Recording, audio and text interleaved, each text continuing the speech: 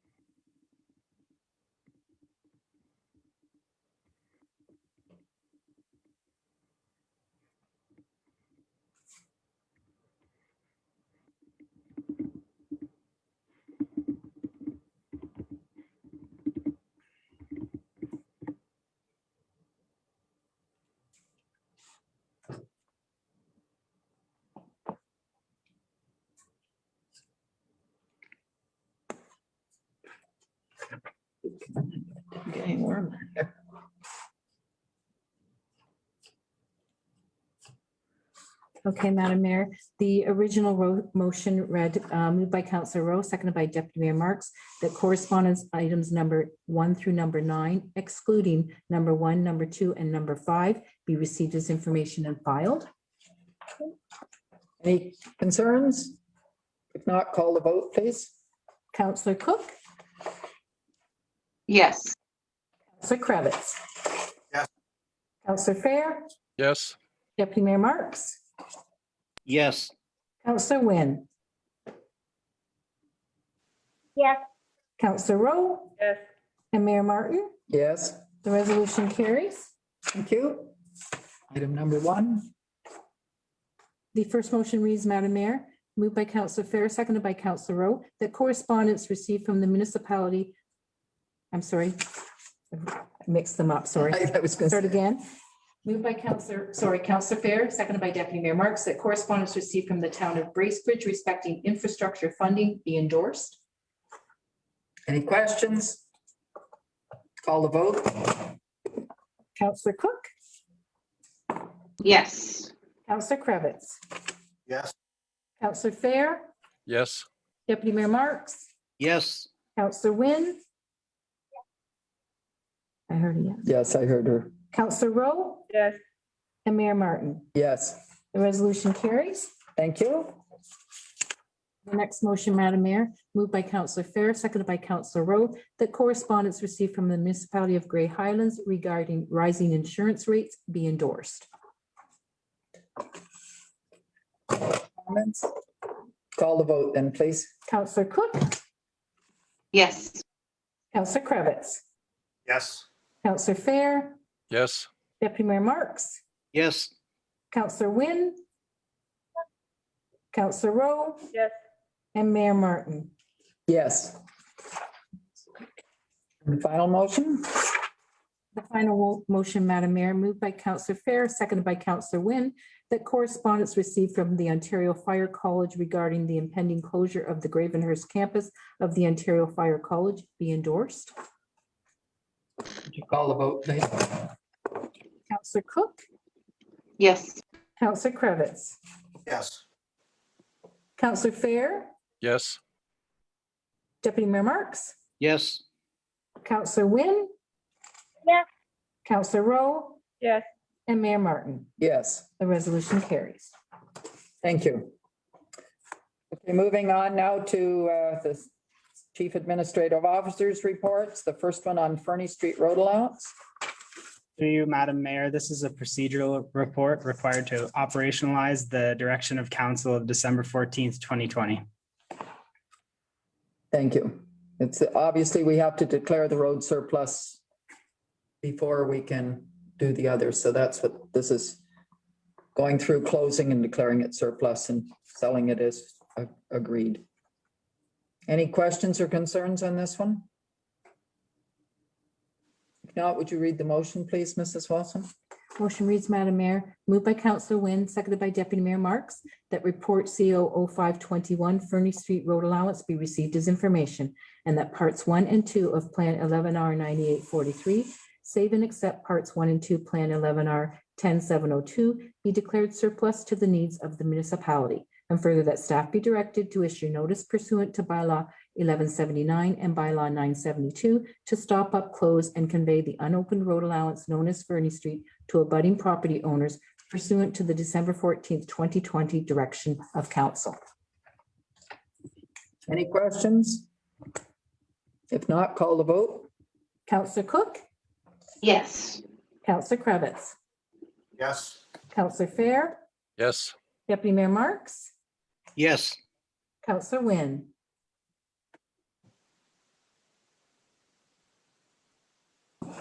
We're having difficulty hearing you, Fiona. Yes. Yes. Yes, Thank thank you. you. Councillor Rowe Yes. and Mayor Martin. Yes. The resolution carries. Thank you. Second report on overnight parking permits. Do you want the motion or do you want to speak to it first? Madam Mayor, at this time, staff's looking for direction Okay. on the preferred. Through you, Madam Mayor, as requested by council, this report provides an overview on the parking bylaw and the overnight parking permit pass. I'll note that the resolution, or within the body of the report, it notes February 10th, 2020. I was stuck a year behind. That should say 2021. And there has been a subsequent amendment to the EG1 bylaw to permit parking overnight during the summer, or specifically from May 1st to September 30th, drawing on the point that parking is prohibited overnight during the winter period. After reviewing the environmental scan of what additional municipalities are doing, staff really put forward 3 considerations of what municipalities are doing: complete prohibition of on-street overnight parking, considering parking the private responsibility of the property owner; overnight parking allowed by parking permit in municipal parking lots; and number 3, overnight parking allowed by parking permit on municipal highways, subject to temporary cancellation during a winter weather event and or winter parking ban. There is verbiage there for council consideration. If you would like to move forward with an amendment to the bylaw, staff would say that based on the previous direction, the policy that you've implemented is working. If you have any questions, I'd be happy to answer them. Thank you. You've all read the report. Comments? Councillor Fair. Yes, in regards to that, there are a couple points I'd like to make on it. One, it always addresses if there's an availability of 2 parking spots, either, that are available or could be constructed or so on. But then when it talks about selling permits, it reverts down to 1. I would like that to say 2. Another thing, it says that if there's parking on municipal serviced lots within 250 meters, then they also don't qualify. But in the case of these people, they have parking a lot farther than 250 meters to actually drive to it, and it has no municipal service or no real municipal serviced access, so that's not an available one. And the last issue I wondered about was, it says that a snow emergency can be declared by the head of physical services. I'm just wondering if that is, it does say prior to that it's tied to Environmental Canada. So I'm just wondering, would Environmental Canada giving a snow warning be the reason to do it, or could it be done, a snow emergency declared for any other purpose? I would like it to stick with the Environment Canada one. But mainly I would like the ability to buy 2 parking spaces, and also the ability to, of course, park in the winter. And then I just want to make sure that it wouldn't just be snow emergency declared without very good support. Thank you. If we implemented one with 2 parking permits for every property this has to apply to everybody. It's not, we can't make it site specific. This has to be a general bylaw for everyone. So I think that's why staff are recommending 1. And I would say that also is highly dependent that there is room for parking as well. That's going to be important, because we've got some streets where it's very difficult to park at all on the street. But Mr. Perrin or Mr. Brooks or Mr. Shipway, who'd like to respond to that? Madam Mayor, I guess I would just comment that the verbiage that has been put forward for council consideration deals with when someone doesn't qualify under the existing conditions. So in theory, the existing conditions still permit 2. The additional criteria is for, in theory, when there is parking on private property, and to serve as a disincentive, it's only 1. But again, that's subject to the direction of council and the policy council would like to set. In regards to the significant weather event, that's a policy previously approved by council in accordance with the Highway Traffic Act and minimum maintenance standards for compliance with the same. So we just would use that as a leverage mechanism to determine when a parking ban or the revocation of those permits would be in place. And that would balance the private and public interests on the highways at that time. Other questions and comments from council? Councillor Fair. I would just like to reiterate, since it talks about two all the time, my choice would be to make it two available, because we talk about two everywhere else. And also, as far as the ability to do two parking spots, I think it has to be a reasonable ability. These don't have much of a reasonable ability. You're basically, to build two parking spots there, they have to almost build rooftop parking, or it is actually basically rooftop parking. I drove through there and there aren't many options. And so I would just like it to be consistent 2 and 2. Other comments from the rest of council, please? Fiona, were you trying to speak? You're muted at the moment. Sorry, Madam Mayor, I dropped off of the Zoom meeting like twice in the last 5 minutes, so I'm just trying to get back in and catch up to where we are. Sorry. Okay, we're on the parking. We're on the one with the parking and whether we wish to change the bylaw, and the recommendation from staff was if we wanted to change it, we could allow one parking spot per household, because this obviously applies to the whole municipality, not just any one area. Rather than, and that of course is if they don't have, and Mr. Fair wants it reasonable parking space. That's a problem because that makes it subjective. But that's where we are. And I just asked if there were more comments. Councillor Fair wants to have it 2 per property rather than Okay. 1. Because I did catch a little bit of what Councillor Fair had said, but I think I dropped off again while he was talking. I guess my issue with this is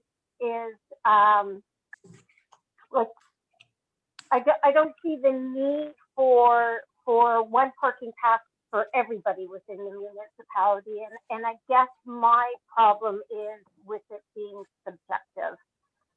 I understand that can open up issues, but with this particular issue that I don't see that we have anywhere else right now in the municipality that these residents have brought forward, I guess my problem is that we can't seem to find some thinking outside the box in order to alleviate this issue for these residents. It's what's happening with them doesn't affect the whole municipality, it just affects them. And I just wish that we could come up with something. I understand with parking on the street and it restricts the, not so much our big plow, because we have a smaller plow that could make it on that street if that was the issue with snow removal, or I would think that plow would be able to alleviate the snow issue. I guess there's an issue though that we would have to think of with emergency vehicles of the same size. Again, I'm just disappointed that this is an issue for these residents and only these residents, and we're not able to find a resolution for it. And that I'm just disappointed with that. Thank you. Thank you. Deputy Mayor Marks. Thank you, Madam Mayor. I guess I'm wondering, really, no matter what rule we make, who's going to enforce it? And has enforcement been an issue? I guess I'm wondering what is driving this. Surely, obviously, there can't be much traffic up there and it never seems to snow much in port. So I'm wondering where this come from, to be honest.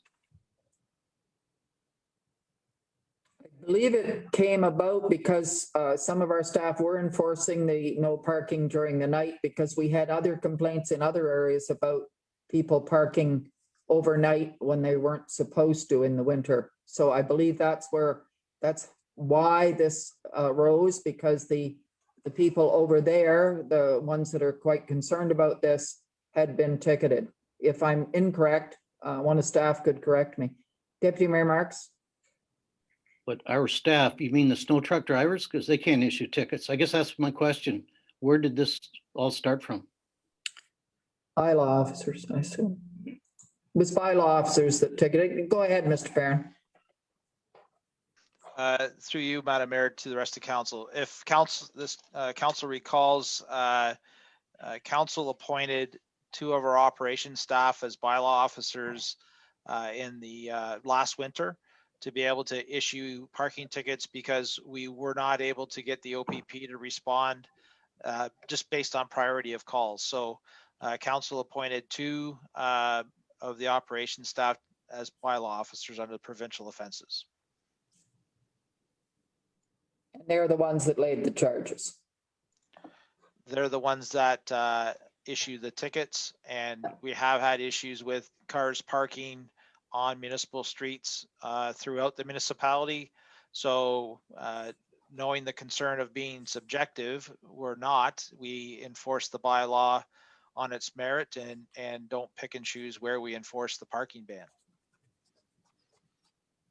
Thank you. Other members of council would like to speak? Councillor Rowe? Thank you, Madam Mayor. Yes, I kind of like Councillor Wynn. I am a little disappointed, I guess, that we can't find a way to sort of manage some of these, I'll call them special streets in the municipality, just because we were built the way we were years ago and we have to find a way around that. But I fully understand also that there are the MTO rules. We need to follow those legislations. The bylaw as it's suggested here at least gives the opportunity to have 1 parking permit. It's not perfect. It's not the 2 that Councillor Fair is looking for, or perhaps the residents are looking for. But it does take away that subjectivity out of the equation, I guess. So like I said, as disappointed as I might be with this, I think the way it's laid out in this agenda item here is probably the best that we're going to get for now. The environmental Canada piece, if I recall correctly, those are specific announcements. And I think this year we've maybe had 2 of those, and they're communicated via Facebook or the Central Elgin website. So they are driven by Environment Canada, I believe. And therefore, I would say substantial snowfalls. So any of sort of the milder snowfalls, this wouldn't necessarily apply. Is that correct? Thank you, Councillor Rowe. Other comments or questions? Councillor Fair? I would just like to pursue this and see what the view is. I'd like to make an motion to amend the wording to change it to 2 and 2 for 2 permits, the same as 2 parking spots. And I'd like to make that motion. Councillor Kravitz? Just before we discuss the 2 parking spots, on Upper Spring Street, that's the spot in question that started all this. How many parking spots are there actually on the Upper Spring Street by that mailbox? I only see 2 spots there. So if we issue 4 parking passes, where do they park? I don't know if somebody can address that first of all before we consider 2 even. Aaron, Mr. Brooks? Would someone like to address that? As to how many parking places there are on that street? Go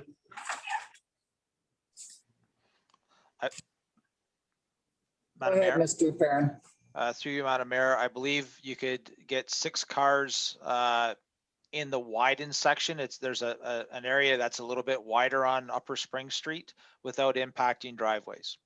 If we were to issue parking permits, they would, and there was more than 6, then we would have to issue parking permits to allow them to park on another street as per operations staff's designation as per your bylaw.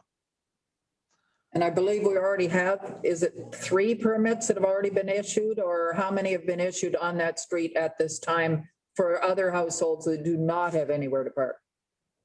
I believe there are 3.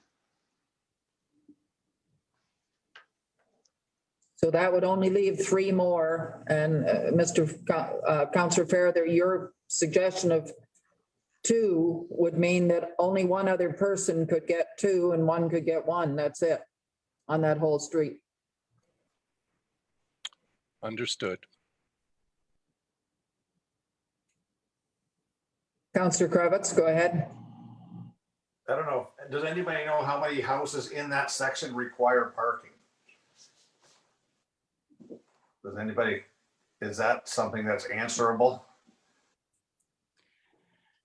Mr. Perrin, do you have any idea, or you're checking? I know several of the places on that street do have parking platforms on the south side, that they were built years ago where they park their vehicles. Oh. Councillor Rowe? I would say there's, Mr. Perrin can verify, but I would think there's at least 2 on the south side and 1 on the north side if there's not more. There would be, Madam Mayor, on the south side, there would be 7 on the south side of the street. Properties that do not have a parking pad. On the north side of the street, there are 2 others that do not have parking available off street. Now, granted, some of those Sorry. residents may be seasonal as well, but we don't know that. And that's why I was just going to suggest we do the 1. And is there any way somebody can apply for a special circumstance if they need a second spot? There's got to be an easier way to do this. If we can't issue 2 parking spots for every place, because there'd be other places in the municipality that would be, overrun with parking locations. So I think if we stuck to the 1 parking spot and try to figure out something for a second parking spot. Thanks. Just one comment, and I'm Deputy Mayor Marks, I will recognize you in just a moment. I know that at the moment, if they have a handicap parking permit, then they can get a parking permit on our streets. Is that not correct, Mr. Perrin? That's correct. Thank you. Deputy Mayor Marks, you wish to speak. I guess I'm trying to simplify it too. What have these people done for the last 25 years? Mr. Perrin? Well, some have parked on the streets, others have parked in neighbors' driveways.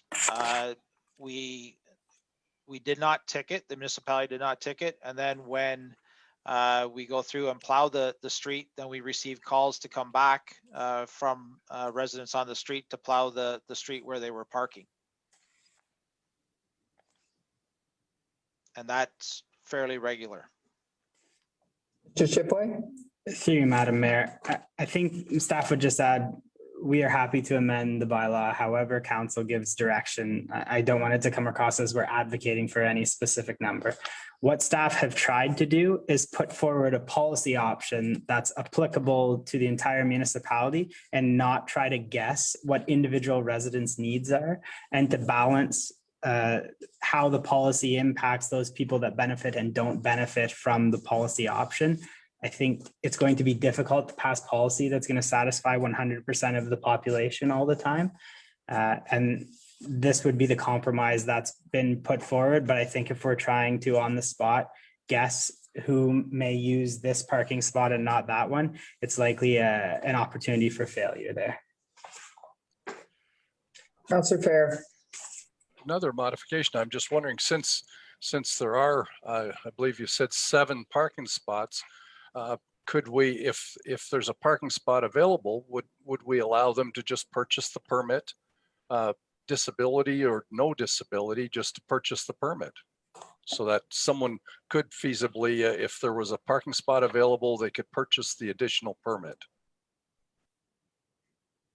Concern there, I think, would be, it'd be like a first come, first serve. So if someone who had no place to park came later than the one who'd asked for 2, they wouldn't get anything. Sometimes be an life's not issue. fair. Yeah. Sometimes life's not fair.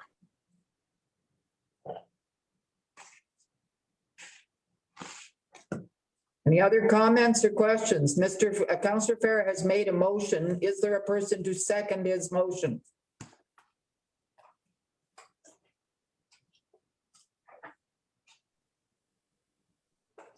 Could it be repeated, please? Certainly. Councillor Fair or Mr. Shipway, go ahead. Moved by Counselor Fair, that report CAO 0621 regarding bylaw number 2457 overnight parking permits be received as information, and further that staff be directed to amend bylaw number 2457 as outlined in report CAO 06-21 and bring forward to a future meeting of council, and further that the content of report CAO 0621 be amended to permit 2 permits versus 1 as originally presented. You know, is there a seconder for that motion?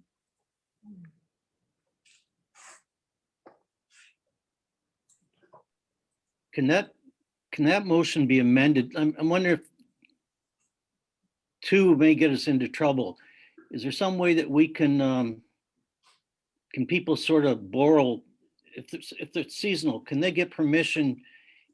The permit may actually be in the next door neighbor's name, but as long as it's there and there's some kind of an agreement, there must be some way we can work around this. Mr. Perrin, how do we determine, does the permit have a name attached to it or license plate or whatever? Through you, Madam Mayor, yes, the permit has the license plate attached to it. And the name of the occupant or the name of the driver. So what Deputy Mayor Marks is suggesting would not be possible, that they could say get a neighbor to get a permit and then give it to the person who wants to.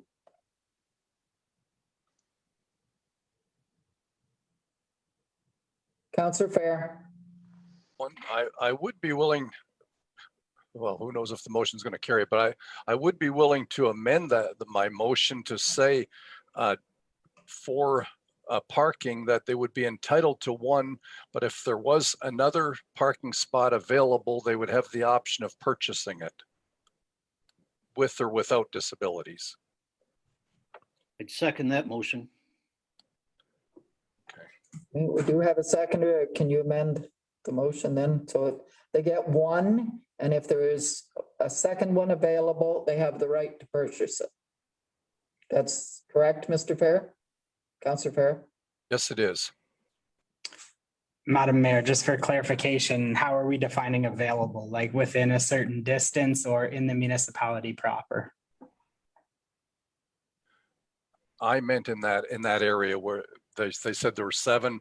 So I guess it could be in the municipality proper, but I would say within a reasonable distance. I know reasonable, I'm throwing in a vague term there, but in the area, if there are parking spots in the area, otherwise they would have to deal with something else. But since it was said that there are 7 there, I would say purchase the 1. And if there are one of those 7 or 8, whatever it turns out to be exactly, then I would say they should have an option to purchase with or without a disability. Deputy Mayor Marks, go ahead. I'd second that motion. Madam Mayor? Yes, go ahead, Karen. Just to kind of piggyback on that, a question. What would be the amount of, say, time or a date, or what is the length of time somebody would have to come in to get their permit? Because if they were away or whatever the time frame is, I don't know if there is one now, but if somebody didn't get their permit and another person came in and bought a second one, and the first person didn't get one, how would that be dealt with? So would there be a time frame after a certain date they'd be able to come in and get the second pass if they were available? Thank you, Karen. That's what I was asking as well. Mr. Shipway. Madam Mayor, I guess at this point in time, staff would interpret that I think we heard first come, first serve basis. Any other questions on this one?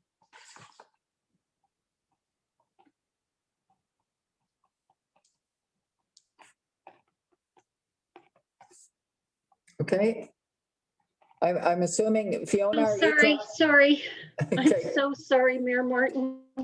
My apologies. I've had to switch locations because I kept dropping off and volume wasn't good. So I've missed the last bit, and I'm assuming we're going to a vote, and I'm not quite sure where we are. My apologies. I'm going to ask, I'll ask Mr. Shipway to read the motion that Councillor Fair has moved and Deputy Mayor Marks has seconded, so that you understand what they're proposing.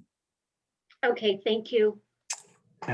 Madam Mayor, and to Deputy Mayor Marks and Councillor Fair, if this reflects what you've intended, that report CAO 0621 regarding bylaw number 2457 overnight parking permits be received as information, and further that staff be directed to amend bylaw number 2457 as outlined in report CAO 06-21 and bring forward to a future meeting of council, and further that property owners be permitted to purchase a second parking permit if additional spaces exist.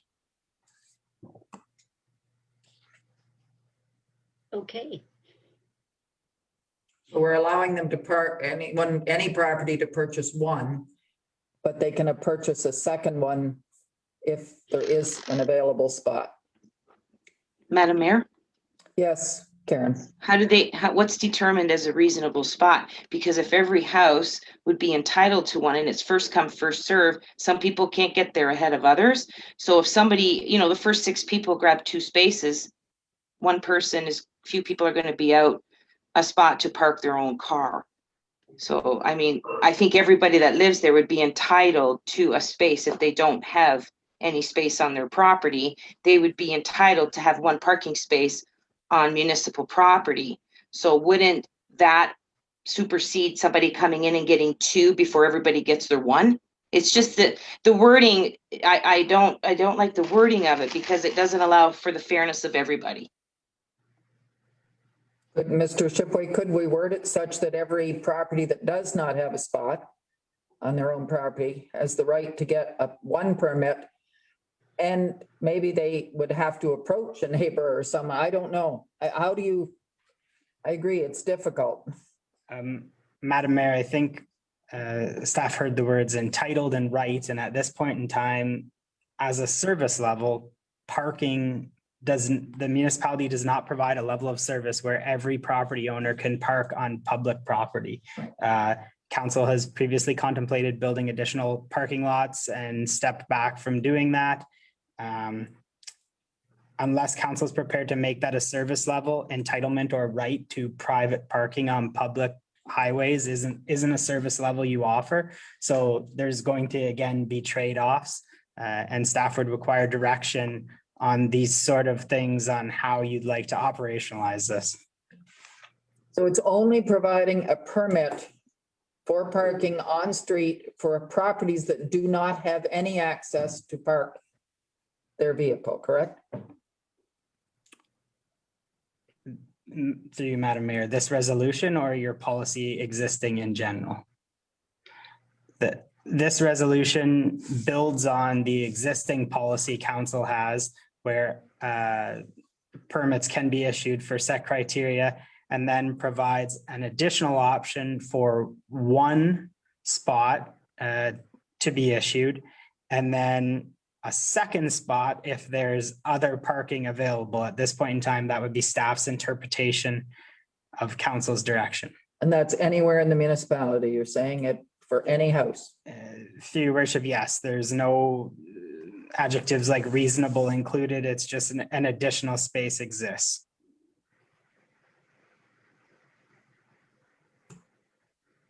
Councillor Fair. Yes, that was my intention. I have concerns. I know in Sparta recently in the snowstorm, someone parked illegally without a permit on the street, and the snowplow then piled great piles of snow all around the new curbs, etc., and had a very difficult time getting around that vehicle, which does happen at times.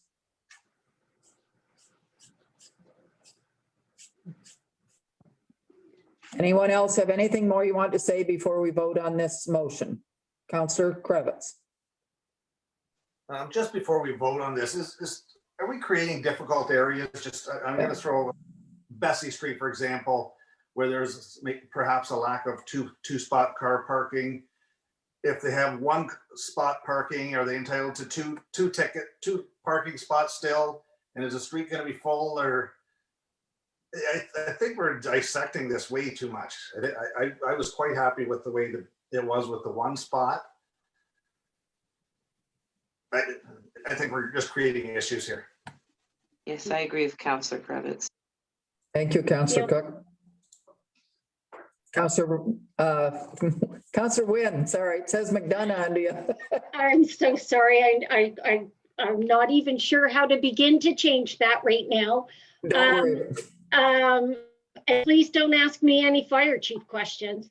But considering one of the things I am thinking, and with regards to Bessie and these streets, and as brought up before too, snow removal is 6 months of the year, emergency services are 12. And again, I guess that's as much as I want to see a resolution to this. Again, we need to be cognizant of that, I guess, when we make this decision. So I don't see where 2 spots for Bessie, we go ahead with this and Bessie Street, as it was brought up. Not only would there be an issue with snow removal, but there would also be an issue with emergency services as well too. So I don't know where I am in this now. I would love to hear a resolution, but I don't know that anything so far that we've come up with is going to solve it, unfortunately. Mr. Farron. Through you, Madam Mayor, the policy as it's currently written would not allow for any permits to be issued on Bessie or Maud Street because it's within 250 meters of a municipal parking lot. And I don't believe, and Mr. Shipway can correct me if I'm wrong, but I don't believe we're suggesting that that part of the policy gets revised or changed. If you're live within 250 meters of a municipal parking lot, then we would not be prepared to issue you a parking pass. You would be required to park within the municipal parking lot. And that would be the same on 1st, 2nd, 3rd, and 4th as well, because they're within that same distance, because that's another area that's a difficult one for parking. That's correct. Deputy Mayor Marks. I second the motion so we could have a discussion. I second the motion so we could have a discussion on it. We have, I don't know if it's the answer or not, but I guess if it doesn't work out, we can revisit it. I don't know if anyone's got a good idea for this, but I'm willing to try it. Okay. You willing to, should we call the motion then, call the vote? Does anyone need the motion? Is anyone unclear about the motion? Go ahead and call the vote then, Mrs. Wilson.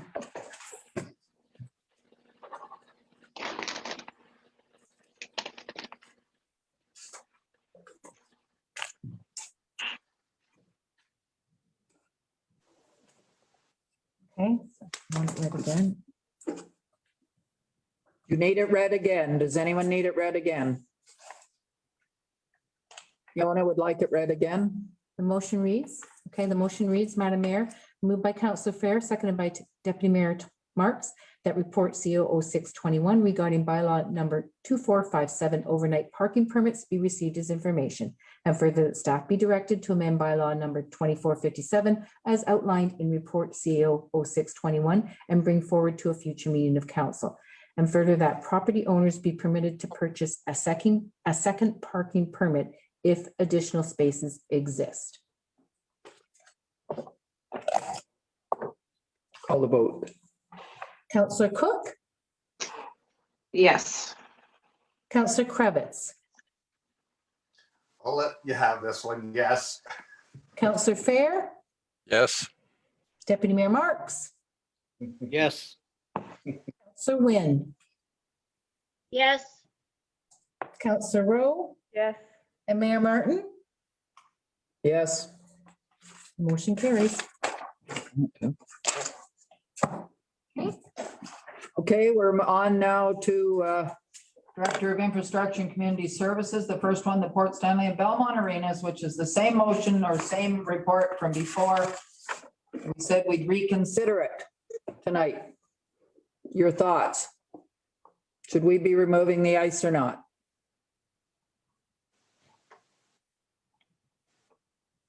Councillor Rowe, and then Deputy Mayor Marks. I would be in favor of removing it. We're still going to be here February 16th. I've talked to a couple of the hockey players. It's not a big sample size, but they've kind of written off the season, unfortunately. So I'm not sure whatever others have heard, but my take. Thank you. Deputy Mayor Marks?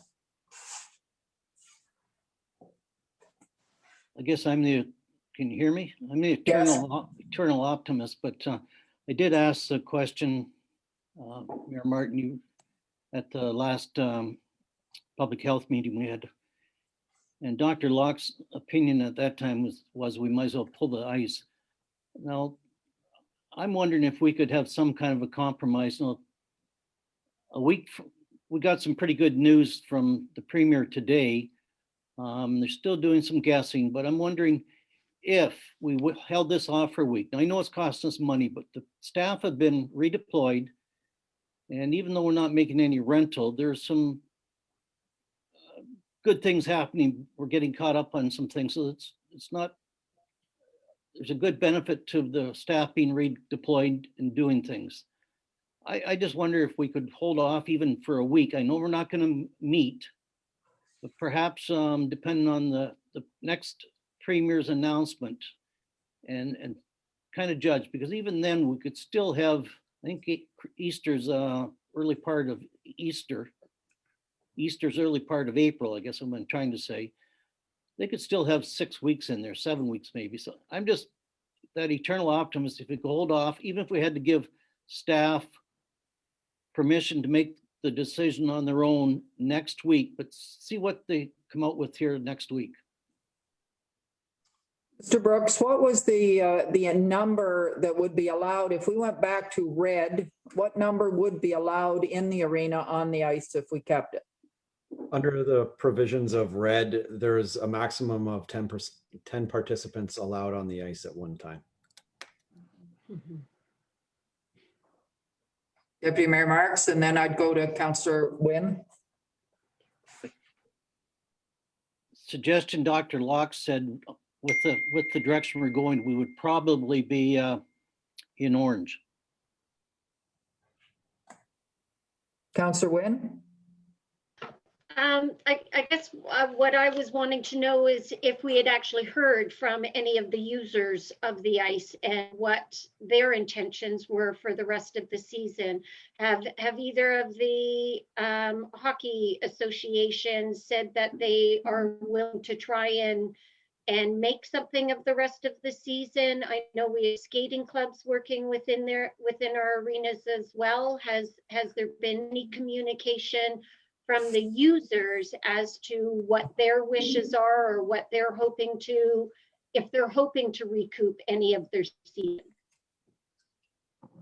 Mr. Brooks?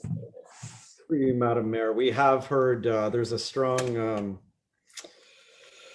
the Port Stanley Minor Hockey really wants to get back out on the ice.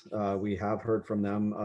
We have heard from Belmont Minor Hockey, some interest in potentially being back out on the ice, but at this point, it's difficult to know what reopening we might be looking at, whether or not we have a maximum of 10 participants out on the ice, or we go back to the orange where I believe it was 20 allowed on the ice. So depending on what the rules and regulations are, may dictate the level of interest from those user groups. Councillor Kravitz? I'd like to make a motion that we keep the ice in until January the 16th. January? Only keeping it in if we go orange. February, Orange. I assume. You said January, I assume you mean February. Yeah, February 16th, and only if we're orange or better in our health unit. If not, remove the ice.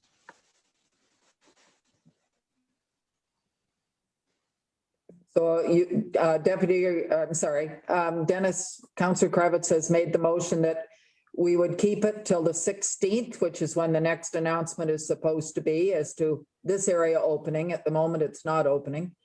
And that if we are orange or better, that we would keep the ice. If not, we would remove it. I would second that. So would I. Okay. We have Counselor Wynn seconded it, and so did Deputy Mayor Marks, so either one. Any other questions or concerns? I do know that Malahide and Elmer have removed the ice from their arena. Can we charge them double to use ours? Do we want Elmer coming down and using ours?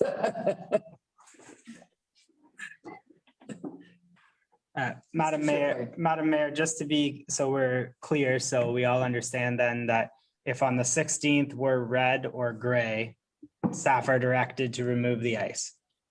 That's the intent of the motion, just so we understand it both ways. Yes, Okay, thank you. that was my understanding of the intent of the motion, yes. Councillor Crabbe. The gray, what, Mr. Brooks, what is the gray? How many are allowed on gray? Through you, Madam Mayor, if we're in a gray zone, we're closed. Oh, okay. Okay, yep, then orange, that's fine, thank you. Just orange. Orange or better. Orange or better, yes. Which is green. I'm going to ask Mrs. Wilson, as soon as she finishes writing the motion, to read it.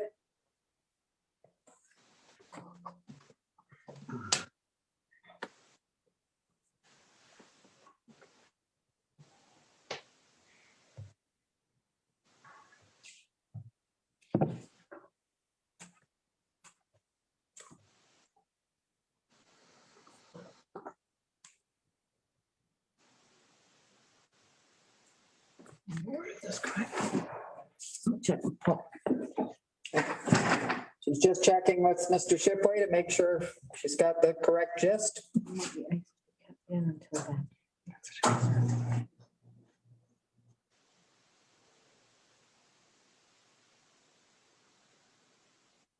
I just make one up. Okay.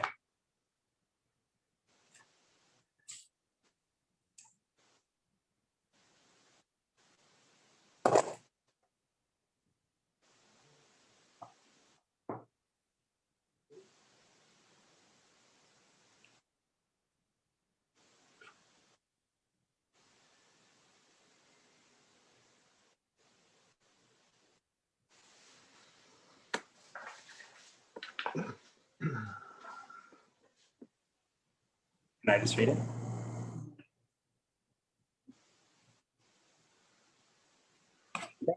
That's the intent. Madam Mayor, for council consideration, moved by Councillor Kravitz, seconded by Councillor Wynn, that council directs staff to continue to keep the ice in at both the Port Stanley Arena and Belmont Arena until February 16th, 2021. And further that if the municipality is in red or gray, February 16th, 2021, staff are directed to remove the ice. Okay, I think that made it quite clear, so I will ask Mrs. Wilson now to call the motion. Counselor Cook, Yes. Counselor Kravitz, Yes, Counselor Fair, Yes. Deputy Mayor Marks, Yes, Counselor Wynn, Yes, Counselor Rowe, Sure. Mayor Martin. Yes, The resolution carries. thank you. Now the water and wastewater rates update.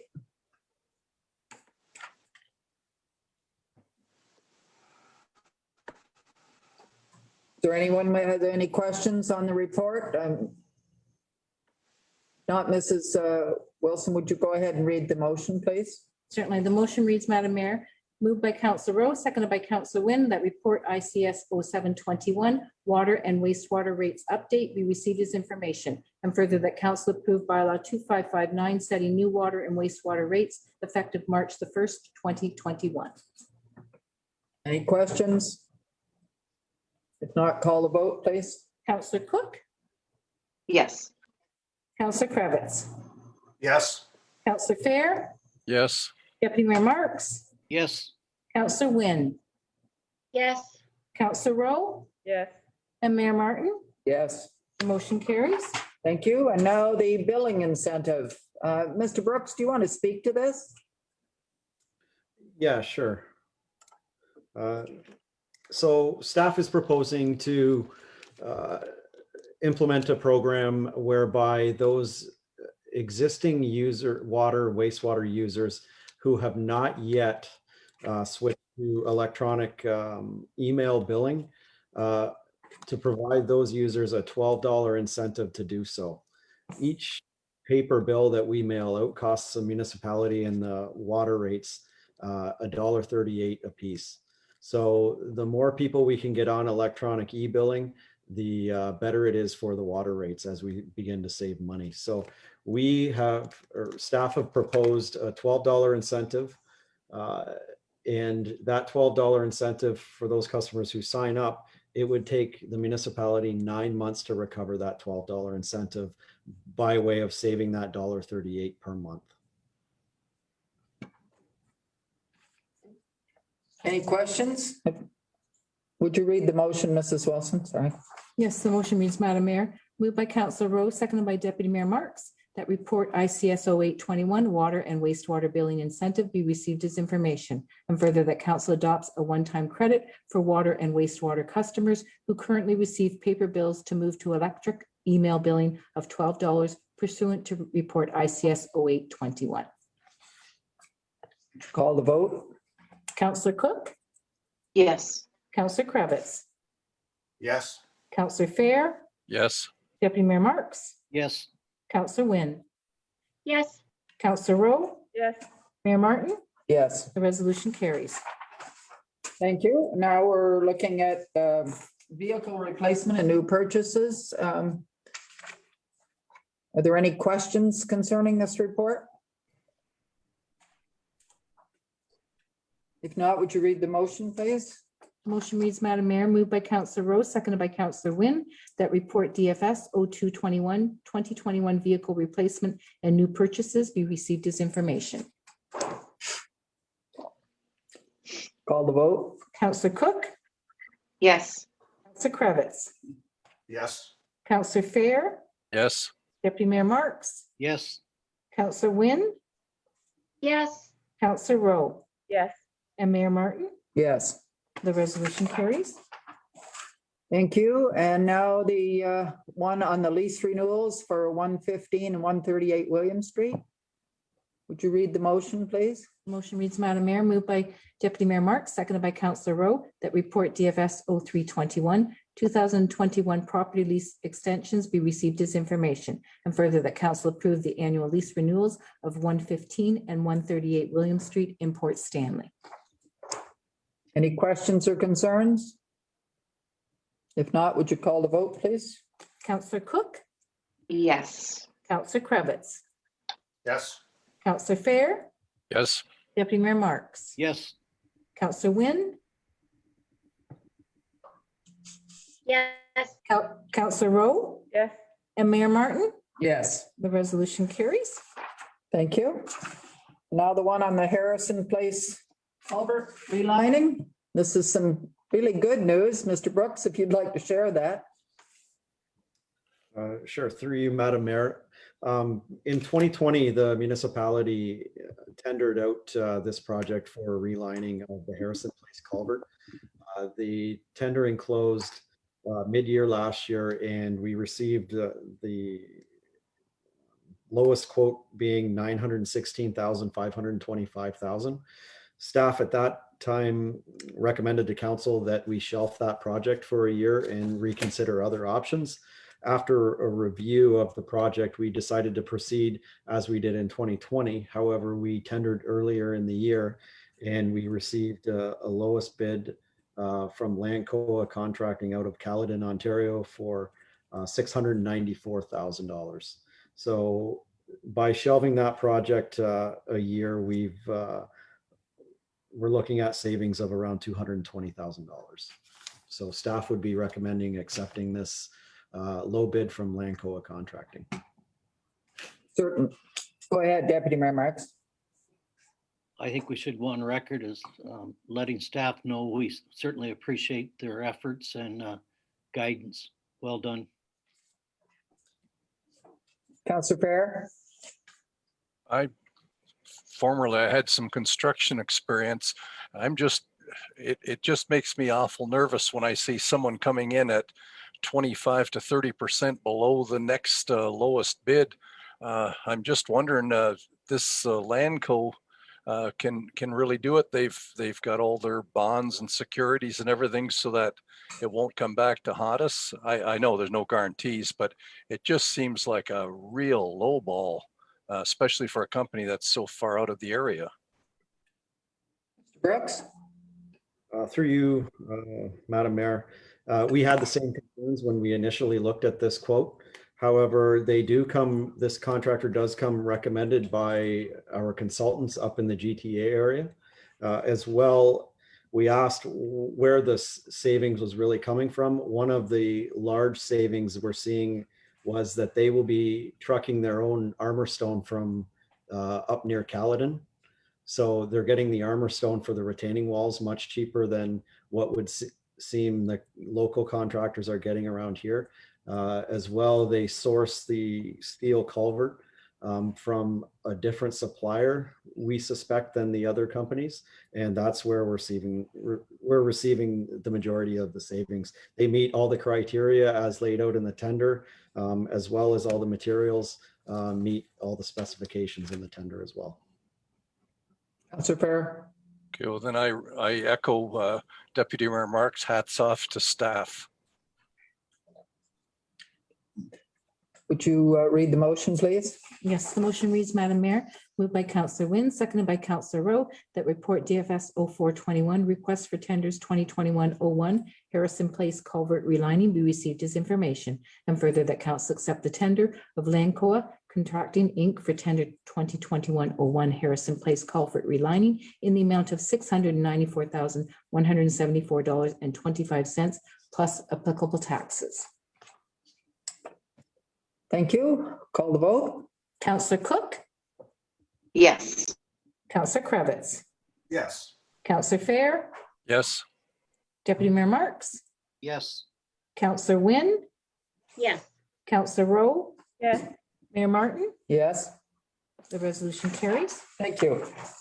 We're now moving on to the Director of Fire Rescue Services, Fire Chief, the monthly alarm report.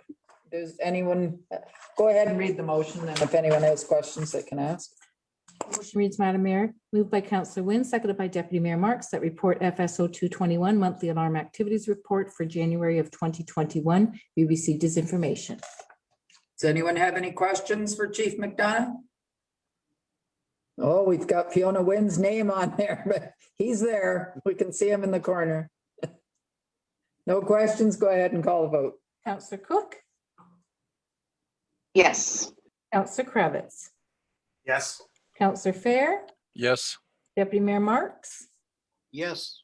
Councillor Wynn, Yes. Councillor Rowe, yes, and Mayor Martin. Yes, The resolution carries.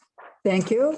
We'll now move to the Director of Asset Management and Development Services. The first one is the monthly building report. Would you read the motion? The motion reads, Madam Mayor, moved by Councillor Rowe, seconded by Deputy Mayor Marks, that report AMDS 0321, January 2021 monthly building report be received as information.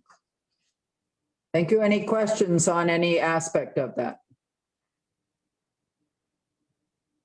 If not, call the motion, please. Councillor Cook, Yes. Councillor Kravitz, Yes. Councillor Fair, Yes. Deputy Mayor Marks, Yes. Councillor Wynn, Yes. Councillor Rowe, yes, and Mayor Martin. Yes, The resolution carries. thank you. Okay, site plan application.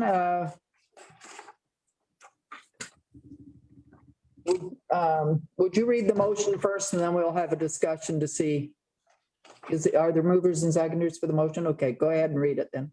The motion reads, Madam Mayor, moved by Councillor Wynn, seconded by Deputy Mayor Marks, that report AMDS 0421, site plan application 44000 Talbot Line Neville be received as information. And further, that council deny the site plan application submitted on June the 6th of 2019 as it fails to address deficiencies identified in the site plan control review.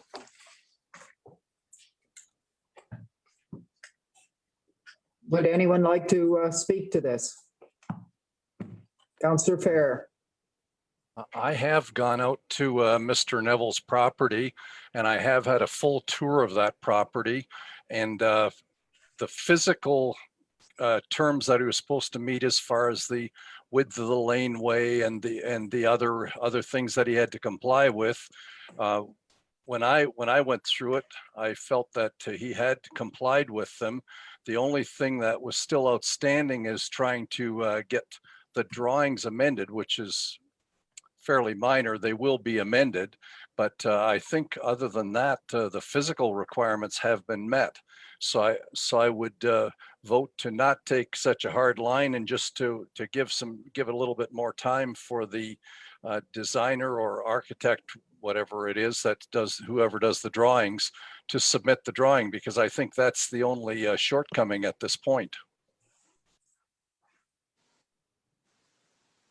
Mr. Perrin?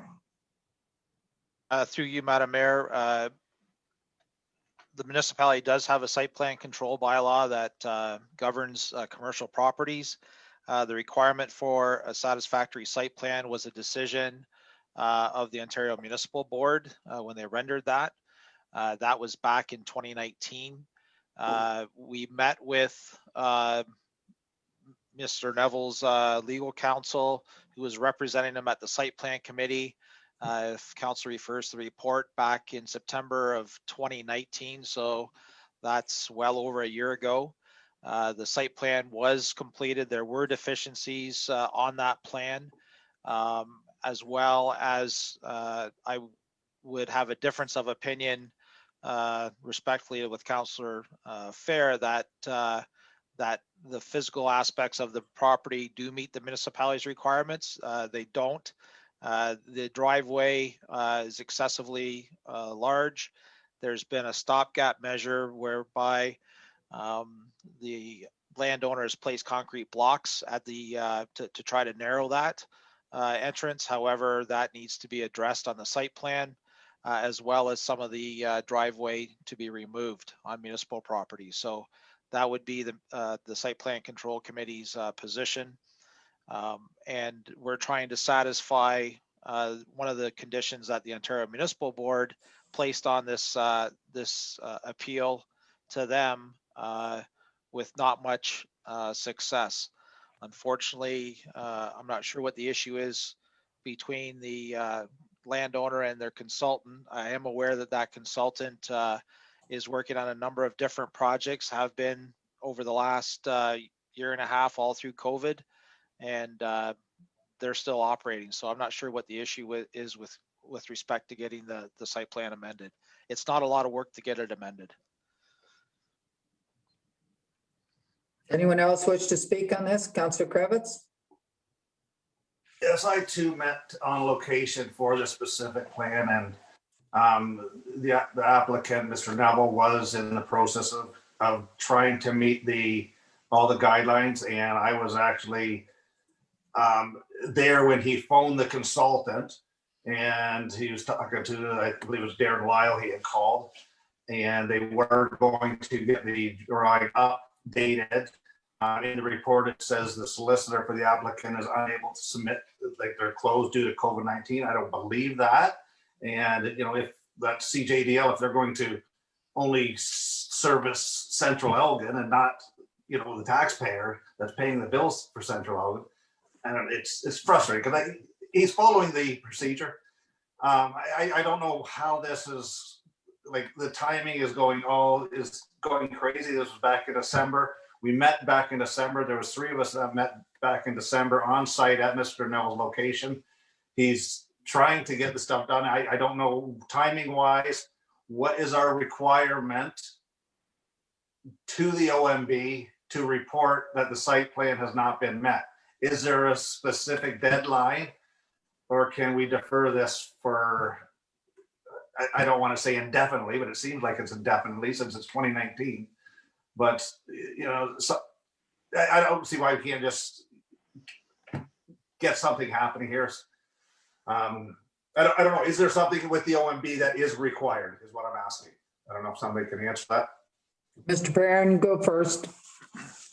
through you, Madam Mayor, the OMB is actually after our legal counsel to try to understand where this is at and why it's taking so long.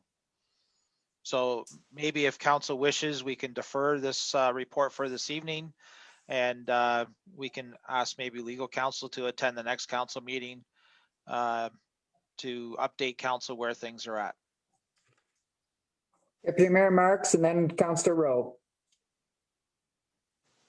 I was also in attendance at Don Neville's site. We urged him to try to make a good-hearted, reasonable attempt to try to satisfy these things so we could all move forward. He agreed to do that. Don Leach, we actually come in and met with him, and my recollection that Don says as long as he's making a reasonable attempt, not stonewalling us, he would allow a reasonable amount of time. Now, almost immediately, and we asked, I believe it was Mr. Brooks who Don went to and said, are those big blocks adequate? And the information I received from Don Leach was that it was. And Mr. Neville went out as a sign of good faith to do that. And I was there and he made the call to his consultant down in Tilsonburg to get these. Unfortunately, they're not paying. There's COVID. People are working from home. You know, if this was October and he's still putting us off, yeah, he's got a problem, but I'm willing to wait for a little bit. And bringing our legal counsel in is going to end up costing us. Like, if I would think Mr. Neville's trying as hard as he can to satisfy this and get this behind him. Councillor Rowe and then Councillor Wynn. Thank you, Madam Mayor. I'm just not certain of the process. So the implication to the property owner, if this site plan is denied, does that mean he has to go back and start from scratch? Or is it still sort of within the OMB umbrella, meaning that he has the opportunity to do something different at a different time?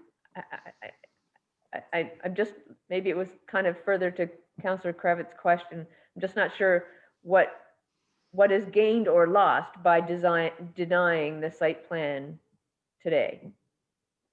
Mr. Perrin, if you could answer that.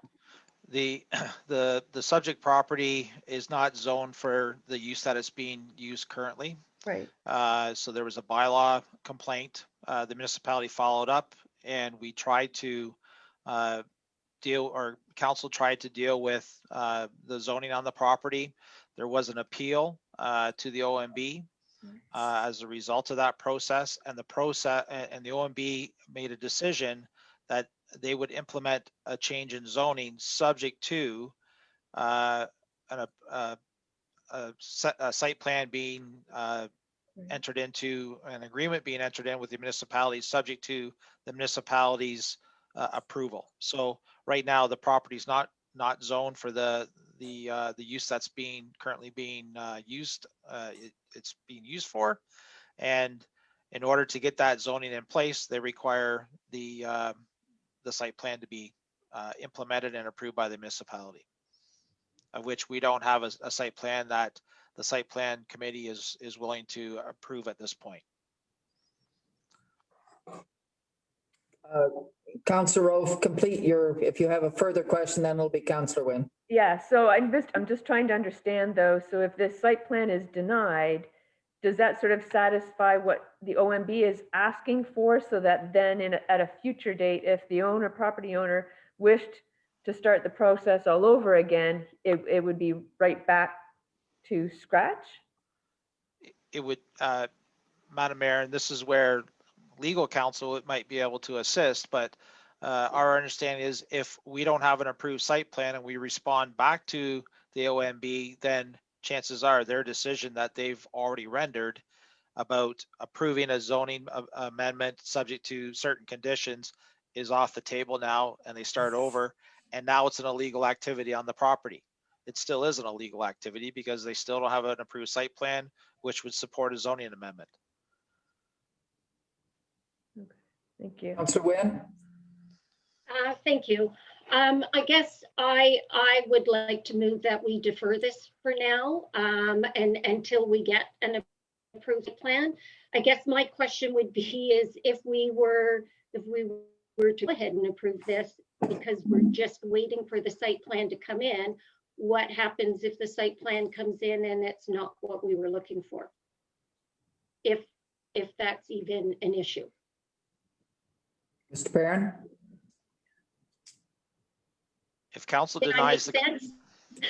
well, I'm going to try to follow the popcorn trail. So if council passes the resolution as presented and we deny the application, then we're going to respond back to the OMB saying that the municipality is not in receipt of a site plan that we're prepared to support, and then leave it with the OMB. If council defers this and doesn't act upon the denial, then I guess we're right back in limbo again, and we wait until someone, either Mr.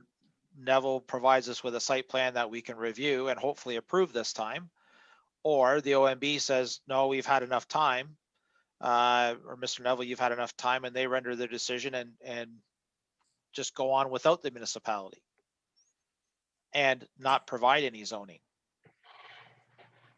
Just so you're aware, if you read the report, you realize, like those of you who were on council previously will know that this has been going on now for almost 4 years.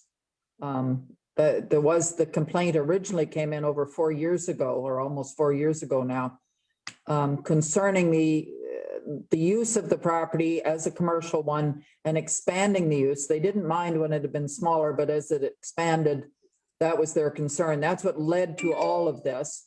And we realized then that Mr. Neville was not zoned for commercial and could not run his business from there without this OMB hearing, which he requested. But he still hasn't complied with the requirements to date. So Deputy Mayor Marks, you wanted to speak.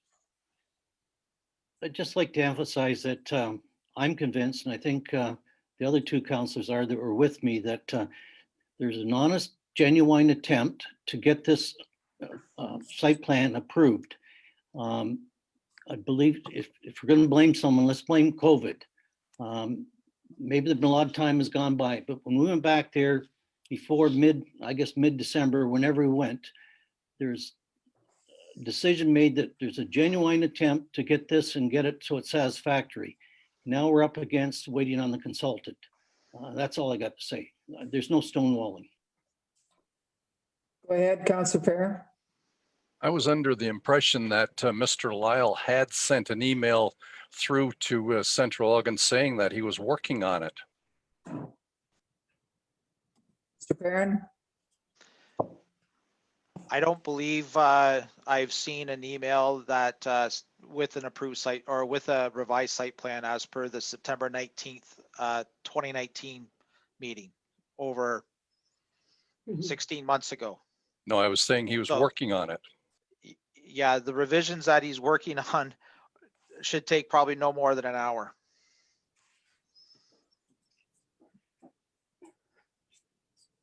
This isn't a comprehensive design or site plan. There was approximately 5 or 6 things that needed to be addressed and could easily been done within an hour of staff time. Councillor Kravitz. I'd just like to second Councillor Wynn's motion to defer it, and I'd say we put a time frame on it, defer it till the next planning meeting next month. I would like to see that too. Okay, so the motion would read that we defer it till the next planning meeting. Now, do you mean the one in February, the one in March? Just because we do have a planning meeting in February. Well, the March, a month from now, 1 month from now. That would be the first meeting of the month then in March. Perfect. Yep. Okay. Yeah. Mr. Perrin. Just for process then, since Mr. Neville is in contact with municipal council, I would advise you that if you set a date of March the 8th, that we would need that revised site plan by the end of February, because the site plan committee has to reconvene to review the plan and then report back to council. So Then can we do 2 months? Would 2 months work, Mr. Perrin? If we did a 2-month window from this point? I'm at council's will and pleasure, whatever you like. Well, it could, if we said the planning meeting in March, that would give a little more time. It would still be, that would be 6 weeks from now. Thoughts, Councillor Fair? My thought is just make it to be done by April and do it that way rather than push, and we can instruct Mr. Neville to push Mr. Lyle to get this done. He's been dragging on too long. Well, if Mr. Perrin is correct and it would only take an hour, I would think certainly 6 weeks is quite adequate time. It would be nice to do it at a meeting. If we set it for a meeting date, that would make it a lot easier that we want it completed. And Mr. Perrin could tell us how many days ahead of that meeting date, which would be the 22nd of March. So we would need the plan, Madam Mayor, by March the 10th.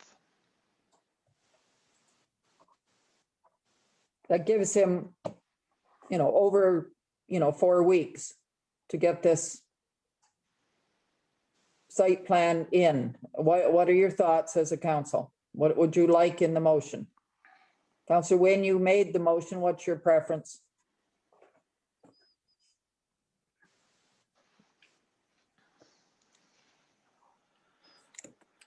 Sorry. I guess the only problem with my motion, which I'm sure Mr. Perrin's going to shake his head at me, is we have no idea of Mr. Lyle getting the site plan to staff.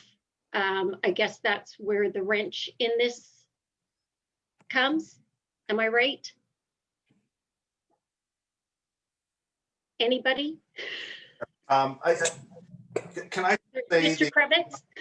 yeah, can I, like I said, Mr. Lyle, he's actually, I think he's a father of 5 now. He just had another child, so he's very busy.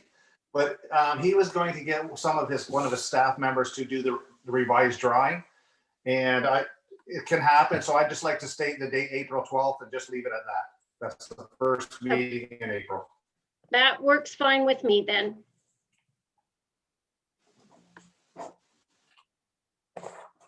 So the motion would read that he must have it completed by April 12th. And as Mr. Perrin, what would be the deadline to get it in if it's going to be at April 12th? No, it's, If it goes to the April 12th meeting, we would need to have that site plan by March 31st. To give time for the site plan committee to meet. Correct. So March 31st. It gives almost 2 full months. Of 2021. Thank you, Mr. Perrin. Just trying to be specific. Yeah, well, this has gone on for a long time, I know. Are we, Fiona, are you, does that sound logical to you then? Okay, you're the mover. Who is seconding this one? I second it. Councillor Krebitz seconded. Thank you. Yes. Through you, Mayor Martin, and the rest of council, for clarification, do you want that deadline in the motion? I believe so, yes. We want the deadline. You want the deadline in the motion, correct? Yes, Councillor Wynne says yes. And I would say the March 31st is the deadline you put in there with it to be brought to the April 12th council meeting.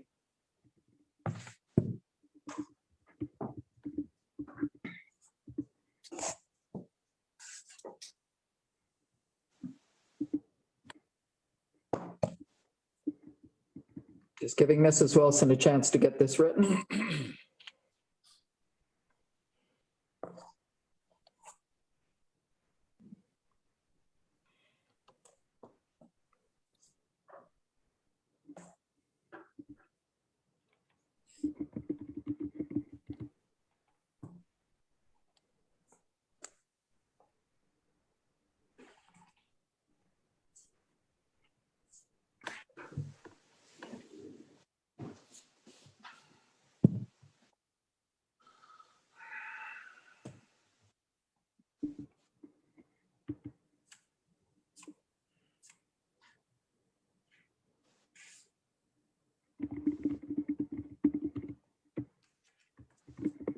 Okay. All right, Mrs. Wilson's going to read the motion. Okay, Madam Mayor, the motion reads moved by Councillor Wynn, seconded by Councillor Cravitz, that council direct staff to defer report AMDS 0421 site plan application 44000 Talbot Line to the regular meeting of council dated April the 12th, 2021. And further that Mr. Neville and or his consultant be advised that said site plan revisions must be received by the municipality on or before March 31st, 2021 for review by the site plan committee in order to meet the April 12th, 21 meeting deadline. Would you call the vote, please? Councillor Cook, Yes. Councillor Cravitz, Yes. Councillor Fair, Yes. Deputy Mayor Marks, Yes. Councillor Wynn, Yes. Councillor Rowe, Yes. and Mayor Martin. Yes. The resolution carries. Thank you. Next one, the Eagle Ridge Sanitary Servicing. Mr. Perrin, do you want to speak to this? Or do you want it, is the report explanatory? Happy to answer any questions that council may have. Okay. I'll have Mrs. Wilson read the motion first, and then we'll ask for questions. The motion reads, Madam Mayor, moved by Councillor Rowe, seconded by Councillor Wynn, that report AMDS 0621 Eagle Ridge Sanitary Servicing be received as information, and further that council direct staff to pursue an agreement with Doug Terry Limited for the construction of a temporary sanitary pumping station to service the Eagle Ridge subdivision and Southdale line, and report back at a future meeting of council. Any questions you have for Mr. Perrin on this? Councillor Fair.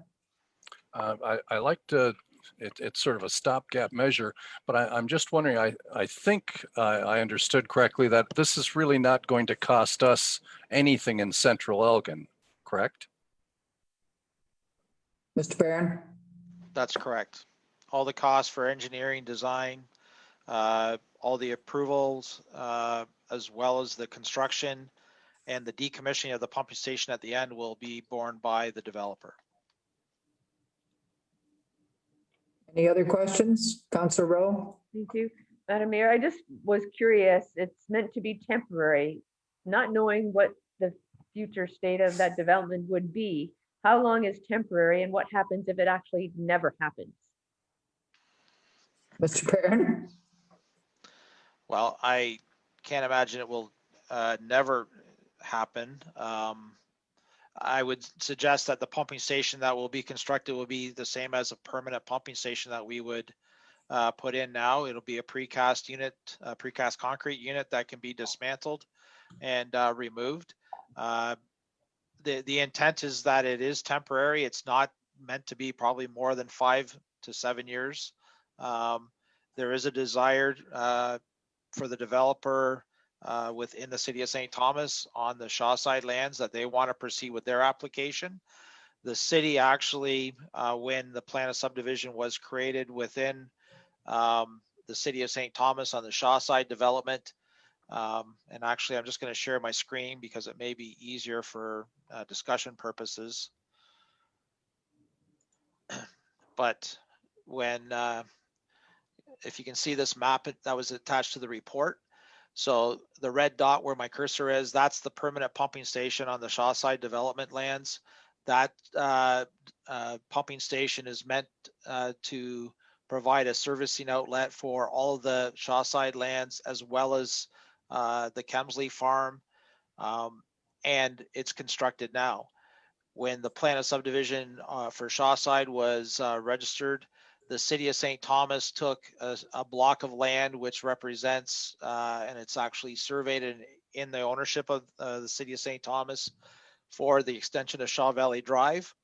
However, through the process, they've found that there is a desire on the behalf of the city and the developer to realign this section at this ravine to avoid that ravine. So in order to do that, the developer has to convey the land to the city of St. Thomas, and they're not prepared to do that at this point until they can address the concerns with their development applications for the mid-rise units on each side, just in case they need to do a realignment of this section. The Terrys are willing, and up till and even as recent as last week, they're willing to take and upfront the cost and construct this trunk main. However, they can't get approval from the city of St. Thomas to be able to do it on the existing property that the city of St. Thomas owns. So this is a stopgap measure, as Councillor Fair referred to it as appropriately, that if they put in the pumping station and the force main, they're able to take and get going with their development, with the intent that soon as this issue on the planning approvals within the city of St. Thomas on the Shaw Side lands are rectified, and this alignment for Shaw Valley Drive extension gets revised, then the trunk main can go in, they can get off the pumping station. So I don't believe it's going to be inevitable. At the end of the day, if it is, we have a pumping station that they're going to pay to operate. The additional operational cost for utilities, that will be through the lease payment for the land. It's a little bit more locked in stone, we'll say, on the lease payment rather than subjective costs for utilities and things like that. So that's kind of the intent of what the report is and what the agreement would state. Any further questions? Seeing none, I would ask Mrs. Wilson then to call the vote. Counselor Cook, Yes. Counselor Krebitz, Yes. Counselor Fair, Yes. Deputy Mayor Marks, Yes. Counselor Wynne, Yes. Counselor Rowe, Yes. and Mayor Martin. Yes, The resolution carries. thank you. Now the Site Plan Control Committee on the Kokomo Beach. Mr. Perrin, did you want to speak to this? Madam Mayor, there was a revised site plan issued by the developer today that is somewhat different than what we see as far as some of the layout for the buildings in the staff's report. So at this point, we have stated to them that we're not prepared to recommend the application tonight until such time as the Site Plan Committee can reconvene and discuss the revised plan. So that's where we sit on this one. Okay, so this one's just put off until you have the actual plan and your site committee have looked at it. Yeah, I would defer to Mr. Shipway about the proper wording of the resolution. Madam Mayor, Ms. Wilson has it, but we need to dispose of this item, so just receive for information. And Mr. Perrin will bring back another report once the new site plan is provided. Okay, Okay. Motion reads, moved by Deputy Mayor Marks, seconded by Counselor Wynne, that Site Plan Control Committee report respecting 391 George Street, 2526485 Ontario, Inc., Kokomo Beach Club be received as information. call the vote. Counselor Cook, Yes. Counselor Krebitz, Yes. Counselor Fair, Yes. Deputy Mayor Marks, Yes. Counselor Wynne, Yes. Counselor Rowe. Oh, she declared, I'm sorry, Counselor Rowe declared. Sorry. Okay, and Mayor Martin. Yes. The resolution carries. Thank you. And now there's a second motion. That just, you've just received that. as We've received it and so it's deferred. It will come back as a new report. All right. So now we're moving into bylaws. Is there any bylaw you want to be taken separately, or are we okay with reading to take them all together?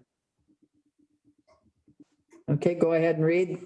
Motion reads, Madam Mayor, moved by Counselor Rowe, seconded by Counselor Wynne, that bylaws 258, 2558, 2559, 2560, 2561, 2562, 2563, 2564, 2565, 2566, and 2567 be taken collectively.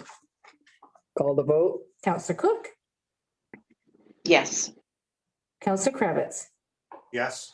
Counselor Fair, Yes. Deputy Mayor Marks, Yes. Counselor Wynne, Yes.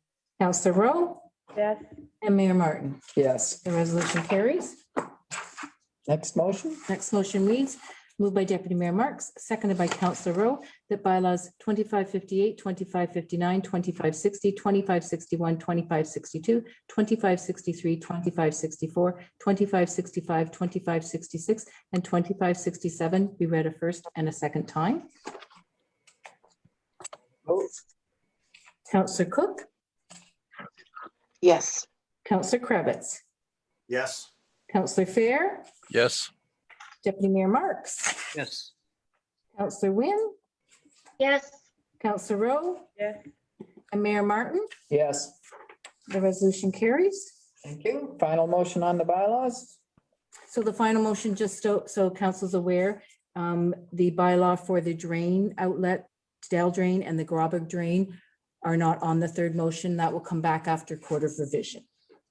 So the motion reads, moved by Councillor Wynn, seconded by Deputy Mayor Marks, that bylaws 2558, 2559, 2560, 2561, 2562, 2563, 2566, and 2567 be read a third time and finally passed.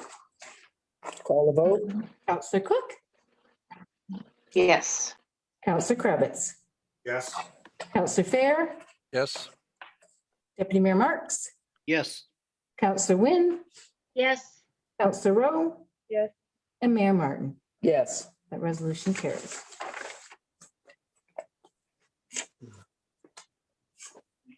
the only item there is public notice of the Heritage Conservation District public meeting on Wednesday at 7 PM. Councillor Krebitz. I was gonna bring it up under new business, but I don't know if now is the time. Can we have a discussion about the timing of the Heritage District? Would that be best now or or we'd have to vote on it first to bring discussion, but should we do it now or in new business? Shipway? It's a discussion of the chair. You can do it under this topic or new business. Okay, we can have it now. We can have the discussion now. Go ahead. I'd like to make a motion that we discuss it. second, Okay. Call the vote. Skip the motion. Sorry, she's getting it ready. Can't put it in shorthand. Not motions.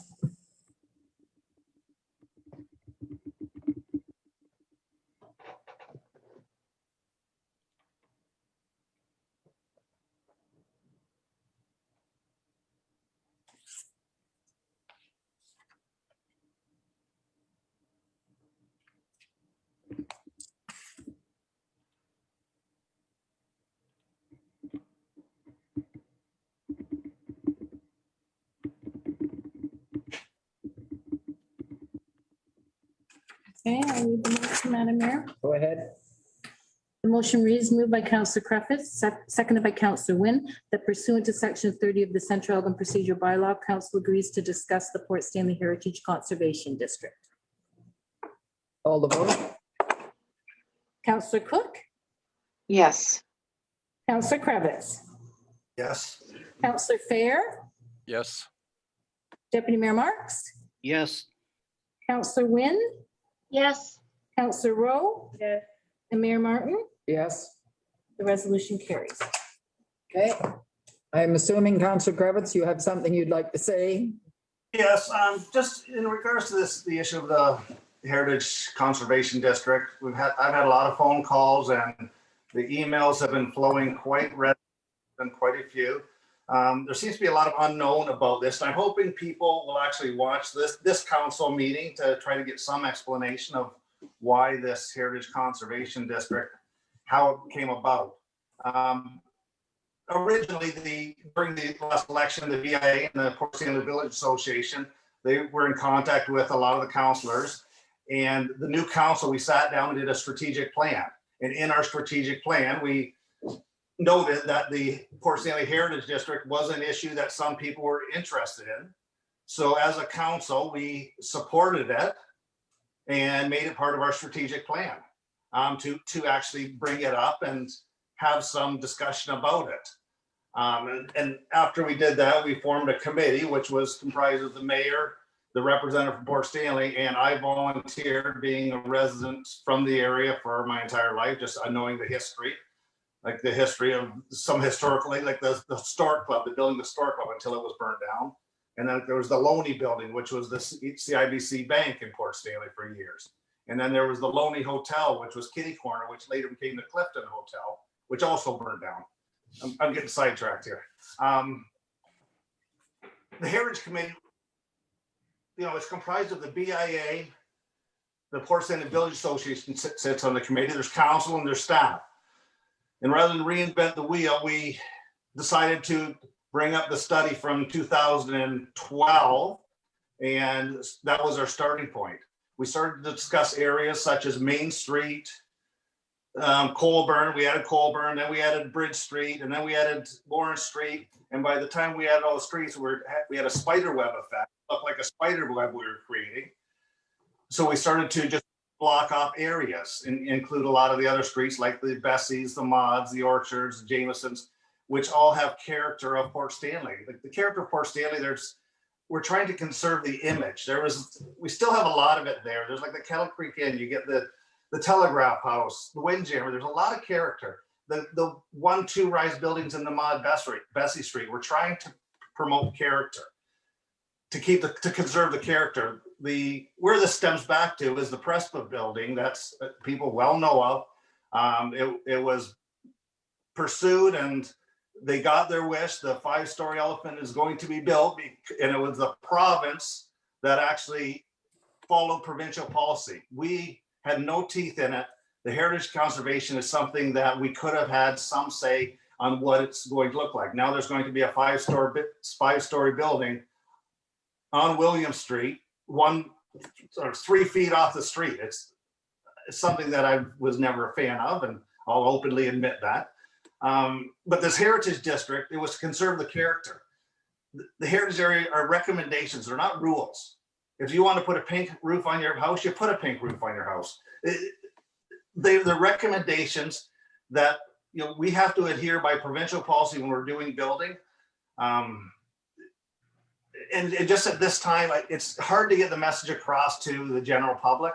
We can't have a true public meeting in the sense of a meeting. That yes, a public meeting is by Zoom, but it's not the same as having a public meeting.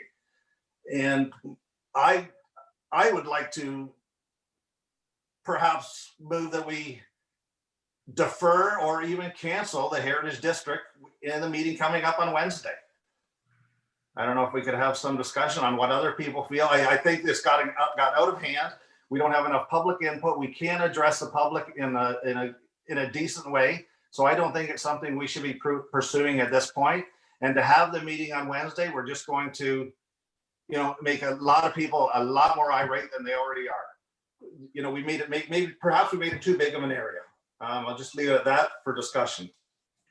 Just one comment before I call on, there are two that want to speak, is that you left off that Heritage Port Stanley and the Municipal Heritage Committee are also represented on that committee. Go ahead, Councillor Wynne, you had your hand up first, and then Deputy Mayor Marks. Thank you, Mayor Martin. Yes, I'm in agreement with Councillor Krevitz, but I would move that we cancel the Heritage District right now and not defer it. My issue with this, and heritage is not something that I am against, but one of my biggest issues was talking to the property owners affected by this, and by quite a few of them who were involved the first time this came around, and they were very clear on you know, from what I've heard. Again, I was not part of this the last time it came around, but they were very clear then that they had problems with the proposal and were not in favor of it. And one of the things that I heard from many of them is that after that, there had been no consultation with them.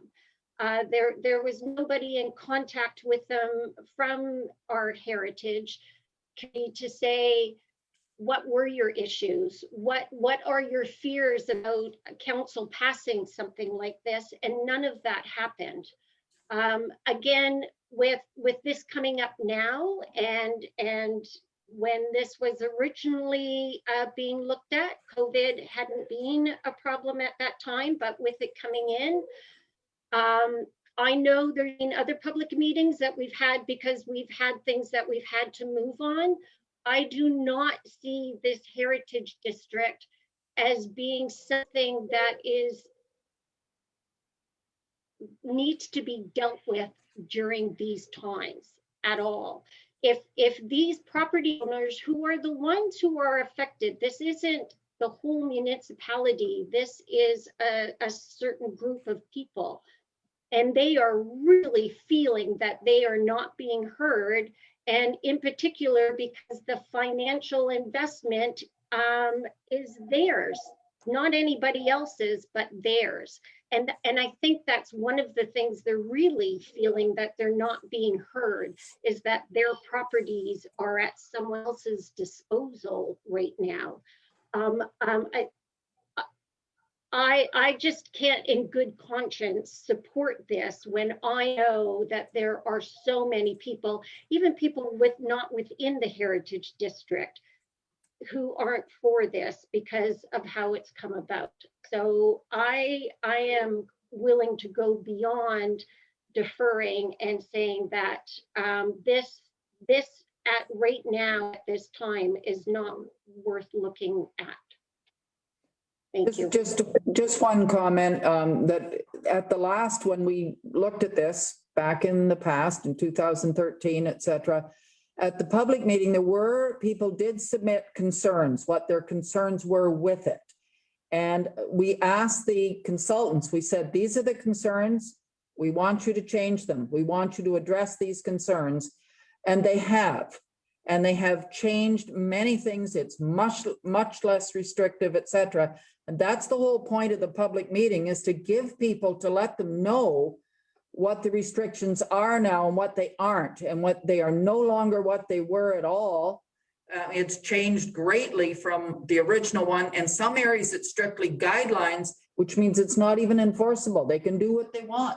It's just to guide them. And that's what they need to. The problem is they're reacting before they know.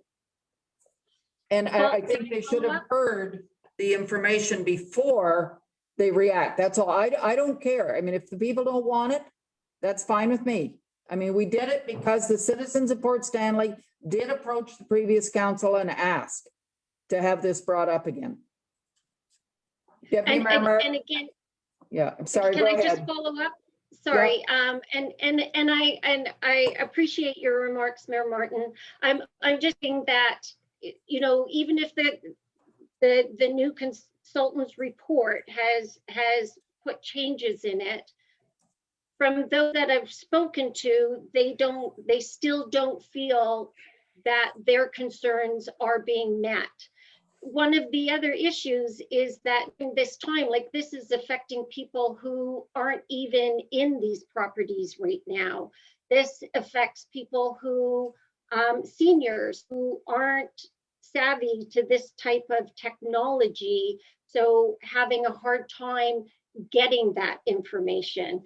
And so during this time, when this is the only medium that we have, I don't feel, I'm not in favor of putting, going ahead with something right now when the majority of people affected aren't able to be heard the way they would like to be heard on the issue. Mayor Marks, you wish to speak, and then Councillor Fair. I believe this project was started with the best of intentions. However, at this point, I think we've lost the public's faith, and I'm ready to vote that we put this, forget it for this term. I'm not, again, it's gone off the rails, and I'm not prepared to support any further. Councillor Fair? I think I would really like to see the meeting on Wednesday. We keep saying people don't understand it. They haven't got the information. I would really like to see the meeting go forward on Wednesday, not make a decision, but do that meeting so people can really look at what's being proposed now and then build on that to see what people want. I mean, we're here to represent the people that voted for us. And I want them to have all the information as the first approach. Then I want them to be able to give us all their input, not just a yes or a no. Let's do something that really helps the people of Port Stanley to stop what Councillor Kravitz said, some of this development that I personally was against. I'm sort of a bit of an anti-development person, but I was extremely upset with the 5-story building going up, and we had no real teeth to fight it. So what I would like to do is have the people look at what we've got right now, then let them build on that and come up with something that our taxpayers and the residents of Port Stanley really want. And then, even though I know it's additional cost, I would say have a real town hall meeting like we used to have in the arena and let people come forward to it. So I'm saying don't kill it right now. Let people be informed, let them make some decisions, let us see what the people really want.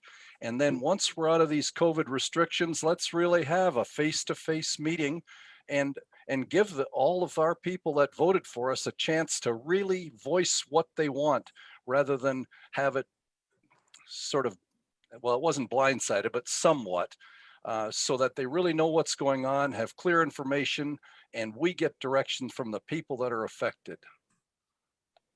Thank you, Councillor Fair. Councillor Wynn? Did we lose everybody? No, we can hear you. I'm sorry, everybody seems to be cutting out on me right now. Can you hear me okay? Yes. Okay, good. We're back to normal.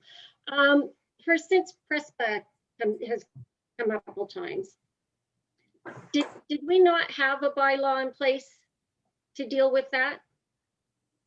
They can appeal to the OMB and that overrides our bylaw.